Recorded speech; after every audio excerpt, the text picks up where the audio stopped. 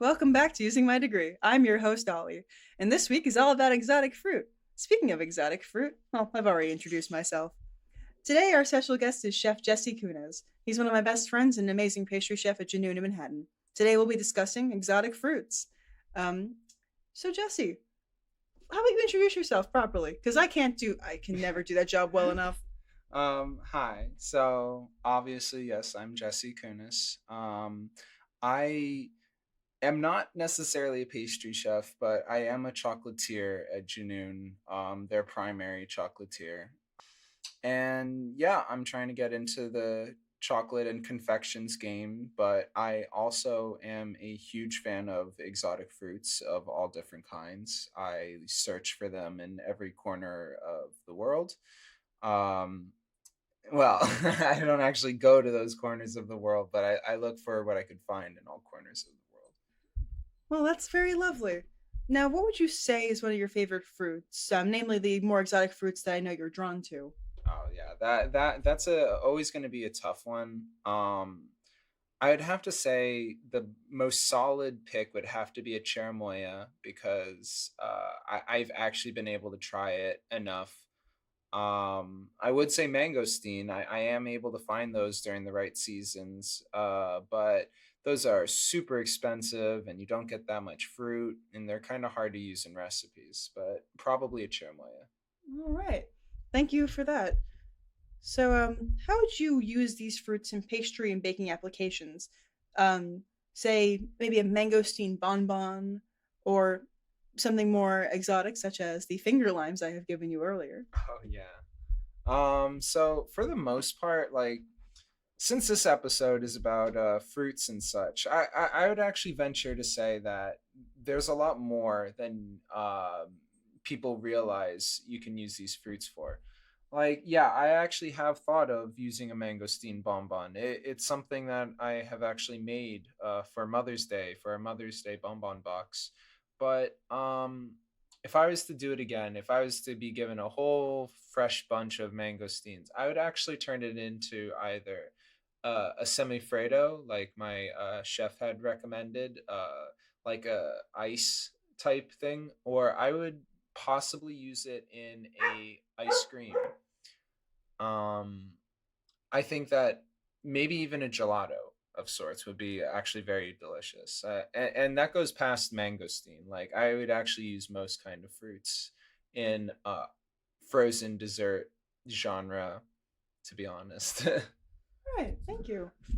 So, what exotic fruit would you say is a good start for the typical person who wants to branch out and try new things? I mean, you see people going for dragon fruits and Hmm. they don't know how to use them. You've Right. also seen those reels on Instagram of people taking the dragon fruit skin, using rock sugar, and using a little bit of agar agar to make a weird jelly that doesn't taste like anything. Hmm. Um, and most people don't even know how to use vanilla pods correctly, but if you've heard episode one, you might learn how to. Yeah, well, actually, okay, so the reason why certain fruits actually become super popular is primarily availability. Like, okay, people on this dragon fruit craze, they're crazy about it because it looks gorgeous on the outside and on the inside. It looks insanely exotic and bizarre, at least to people who are not from where dragon fruits grow. But I found that dragon fruits are a little bit bland, especially the red variety. The yellow, actually, if you have to find a dragon fruit and you have your selection, I would always reach for the yellow ones because they are like 10,000 times sweeter and more flavorful. But if you're someone who's interested in exotic fruits, I don't really feel like I have the ability to tell you where to start because it also depends on where you are.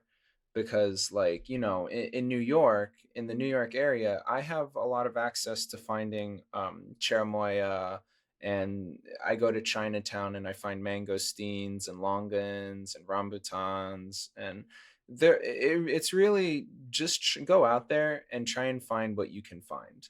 Like if you're in the Midwest, then you might be able to get your hands on some pawpaws towards the end of the year. Maybe I think their season is in October. Or if you're in California, you actually have like access, in California and Florida have access to a lot of different tropical fruits that have been in recent years grown in those areas. So you really just got to find what you can and go out and try it. All right, thank you.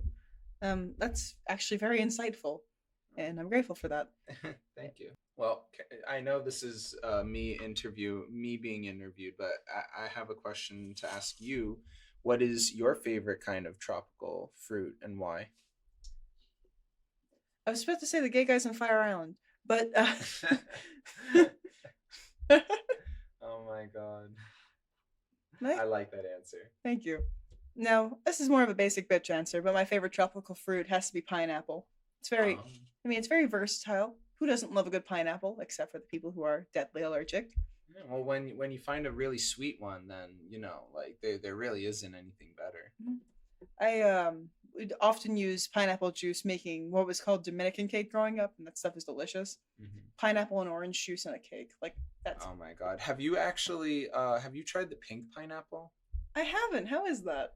I've tried it. I have to say, like, I'm never the kind of person that knows that much of a difference between different kinds of wines and whatnot. Like, I don't get the subtle nuances of everything that I taste. So when it comes to the pink pineapple, I feel like it's a little it, it's a little bit just like the regular pineapple, but sometimes a little bit sweeter. Hmm. I get that. A lot of people breed these fruits for looks rather than for taste. I mean, Yeah. we've all seen the pink lemons and the pink lady apple. Not pink lady. Well, Yeah, no, actually, I get where you're going with that. Actually, to be honest with you, that is another huge trend in the culinary world, about exotic fruits is not even just what you're capable of getting, but also like different colored fruit, like the pink pineapple, the white strawberries. Um, Not to go too much on a tangent, but white strawberries actually are not always the same as Chilean strawberries or pine berries. I have yet to actually find true pine berries. I've found things that say they're pine berries. If you don't know what a pine berry is, it's basically a white strawberry with red seeds. It's like the opposite of what we traditionally know strawberries as. But the ones that I find, you have to be super careful when you're going to markets and you see, oh, wow, white strawberries. Because believe it or not, some companies actually just sell you strawberries that have been denied sunlight and have been taken off the vine like before they've had any time to develop sweetness. And so you'll buy it, you'll pay like, I don't know, like 15 or something dollars for like these like exotic quote unquote strawberries, and they'll taste just like strawberries, but if it was harder and like more filled with water somehow. Like it does not taste like your traditional strawberry. Like if you want to actually try pine berries, there are very very few places that you can actually find pine berries, true pine berries. And from the people that I have met who have tried actual pine berries, they do say that it tastes a little bit like pineapple mixed with strawberries, a little bit sweeter than regular strawberries. But just make sure you're getting something that you know is pine berry. You can also tell a pine berry is a pine berry because most actual pine berries are a lot smaller, like wild strawberries are.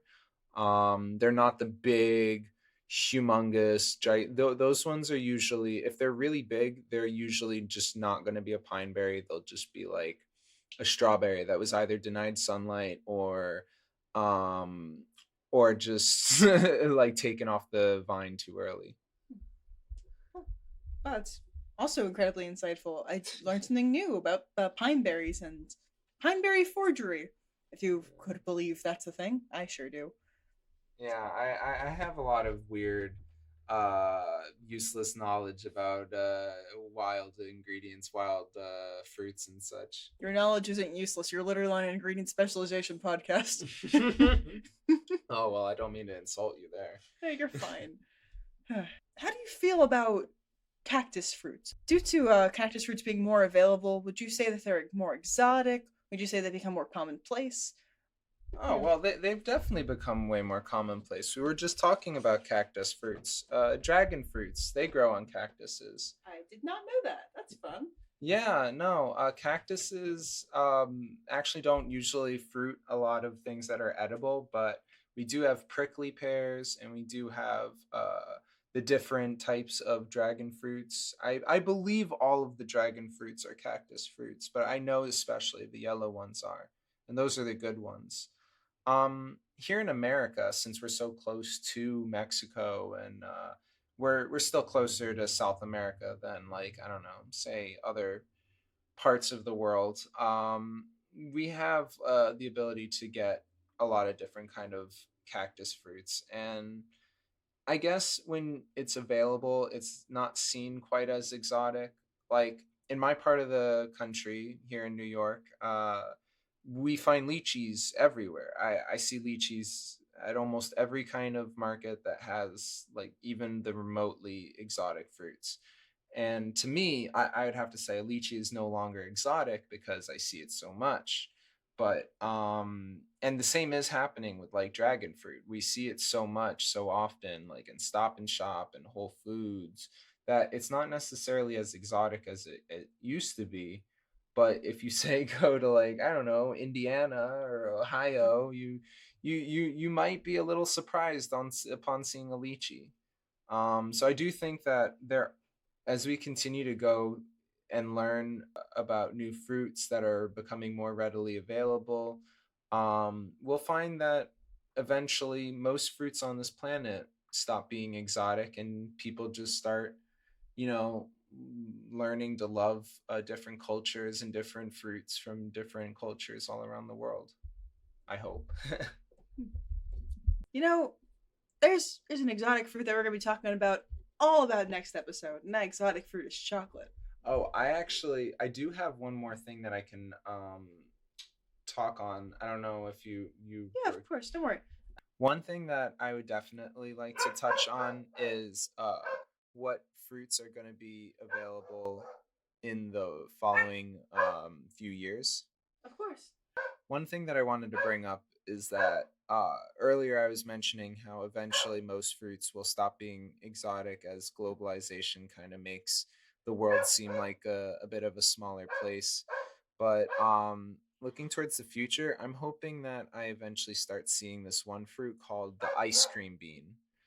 The ice cream bean basically is like this giant bean, this giant pod that has like white fluff covered beans, and it's Ooh. supposed to taste like vanilla ice cream, which definitely sounds like it's cap. But at the same time, like I've seen people eat it live on reviews, and they always say that it's like really fluffy and super sweet. So maybe I have to go to South America, but I'm hoping that one day that's something I get to try. I mean, people also say that sapote, the chocolate pudding fruit, tastes like chocolate pudding. Oh God, no, it That is a doesn't. that's a lie. That Don't is eat it. cap. That's false. Do Yeah. not eat the chocolate pudding fruit. So what I've heard is that the only reason it is called the chocolate pudding fruit is because literally the inside looks like chocolate pudding, but that's like saying that like I don't know, plaster or like some kind of putty is the same thing as a custard. Like it looks just because it looks similar doesn't mean that it's like it is. Yeah, it's like saying, "Look at all that popcorn," but instead it's just asbestos. Yeah, pretty much, pretty much. Like, okay, so that's another thing is that you also do have to take exotic fruits with a grain of salt. Not literally. Doesn't put salt. Yeah, just salt up your lychees next time. I mean, that's kind of a thing. It is. I'm sure it is. Like I've seen salty lychee somewhere in Chinatown. Yeah, But what I was more so getting at was that a lot of the times you'll see these fruits online. You'll see people either trying them or writing about them in blogs, and they'll be like, "Oh my God, this white blackberry looks and it tastes like a vanilla blackberry, or it has like super super sweet qualities to it," and even like with the pine berry we were talking about, people are like, oh, it tastes just like a mixture of strawberry, pineapple, and bubble gum. But then you eat it, and let's be honest, for people who've had like bubblegum ice cream, bubblegum in general, like you're not going to taste bubblegum from a fruit. That is too artificial for anyone to be like, oh yeah, I definitely get notes of bubblegum. And from what I've seen, as many people as there are out there saying like, oh, strawberry, pineapple, bubblegum flavored fruit, it's not going to actually taste the way you personally imagine it. And the same goes for there's another fruit called blue Java bananas, which are blue, and the banana inside of it is like closer to a white color. And a lot of people also associate that with, like, say, vanilla ice cream. That's something that I hear very often with exotic fruits, is that it always tastes like vanilla ice cream, or like with the chocolate pudding fruit, it has hints of chocolate pudding. But that's got to be cap, because even though like I haven't tried all of the ones that I'm saying are cap, but there are just as many people out there who are saying, who have tried it and are saying that that's cap.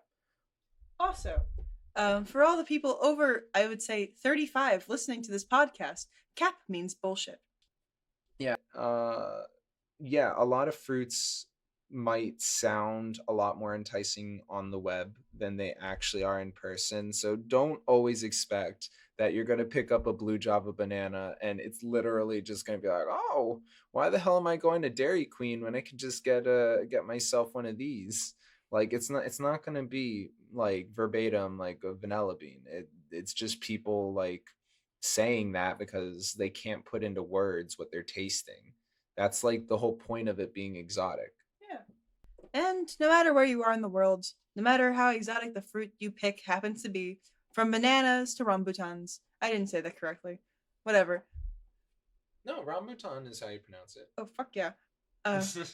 Well, no matter what exotic fruit you pick up in the grocery store, no matter where you are in the world, from bananas to rambutans, just know that we're probably going to do a second episode about this in the future. So if you have any more questions, please ask about them in the Tumblr link below. We'll have all your exotic fruit questions answered, from what really counts as a berry to I was gonna make a third gay joke. I'm not going to. Oh my god. You and the gay jokes. I am gay. So, like, I'm not saying there's anything wrong with them. I'm saying they're funny. I know. You're funny. You have a good sense of humor. Thank you. I know, I'm blessed. Now, please click that link in the description below to our Tumblr page, where you can just put in an anonymous question from anything from why does baking powder work to I've set my entire kitchen on fire with a chocolate chip. How in God's name did this happen? But once again, I am your host, Ollie, and signing off with our special guest, Jesse Koones.